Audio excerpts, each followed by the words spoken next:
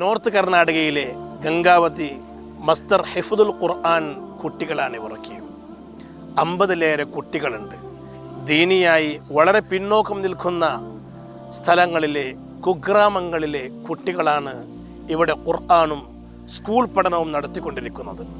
പിന്നിൽ കാണുന്ന ഈ ഷീറ്റിൽ ഉള്ളിലാണ് 50 കുട്ടികളും ഉസ്താദുമാരും താമസിക്കുന്നത്. വലിയ ചൂടും നല്ല തണുപ്പുമുള്ള സമയത്തും ഈ കുട്ടികളും ഉസ്താദുമാരും ഇവിടെ തന്നെ താമസിക്കുന്നു. വിശാലമായ ഒരു സ്ഥലം നമ്മൾ കണ്ടുവച്ചിട്ടുണ്ട്.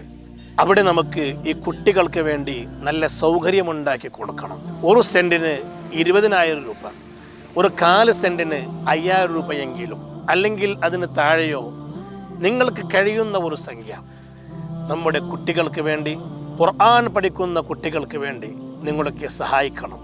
അല്ലാഹു തആല ഖബൂൽ ചെയ്യുമാറാകട്ടെ.